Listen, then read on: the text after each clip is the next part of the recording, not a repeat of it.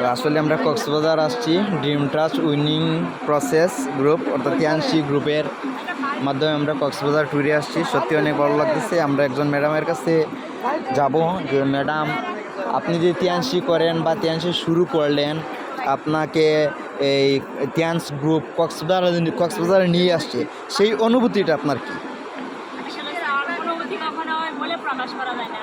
তবে আমার ভালো লাগতেছে, আজ থেকে 1 বছর আগে যখন আমি বলছিলাম এই প্ল্যাটফর্মে কাজ করে কক্সবাজার ভ্রমণ করা যায়, তখন অসংখ্য মানুষ হাসাহাসি করছিল, ঠাট্টা করছিল। তো আজকে বাস্তবায়ন হয়েছে। এর সাথে ভালো লাগতেছে যে আমি আরও 10টা মানুষকে নিয়ে আসতে পারছি। তাদের স্বপ্ন দেখাইছিলাম, বাস্তবায়ন হয়েছে। এখন আমি আবার তাদেরকে স্বপ্ন দেখাইতেছি যে আগামী কক্সবাজারে আমরা এচিভার হিসাবে আসবো। এটাই আর কি, অনেক ভালো লাগতেছে কক্সবাজারে এসে। ওকে, ধন্যবাদ। আসলে আমরা ম্যাডাম একটা জ্বলন্ত উদাহরণ। উনি দুর্গাপুর থেকে আসছেন। ম্যাডাম প্রথমে একাই শুরু করেছিলেন।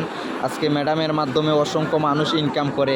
একটা মেয়ে আজ এত দূর চলে আসতে পারতেছে বা পারছে, এটা সত্যি অকল্পনীয়।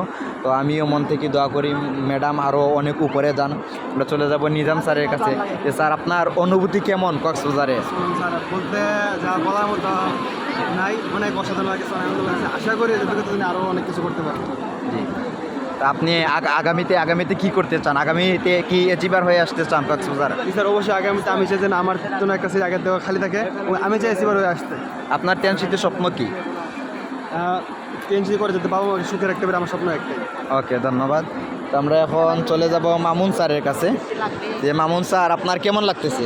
জি স্যার, আলহামদুলিল্লাহ অনেক অনেক ভালো লাগছে। আচ্ছা, তো আপনি যদি তিয়ানসি না করতেন বা তিয়ানসিতে যদি আপনি না আসতেন, তাহলে কি আপনি এরকম ভ্রমণের সুযোগ পাইতেন? জি না স্যার, আমার বাপ দাদা সম্ভব না যে এটা আসার মতো। না, তিয়ানসিতে আপনার স্বপ্ন কি আছে? জাস্ট স্যার, টিএনসিতে স্বপ্ন আছে বাবা মাকে সুস্থ রাখার আর বাবা মাকে খুশি রাখার জন্য।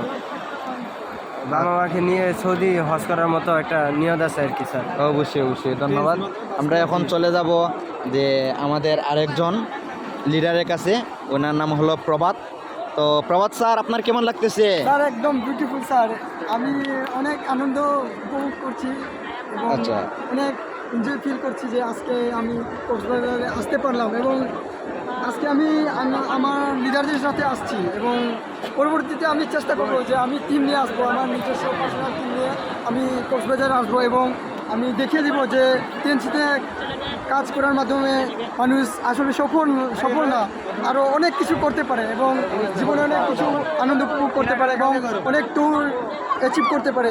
যে আমি দেখিয়ে দেবো যে আমার মাধ্যমে আরও অনেক তার মানে মানুষকে আমি সফল করতে পারবো। হ্যাঁ, ধন্যবাদ।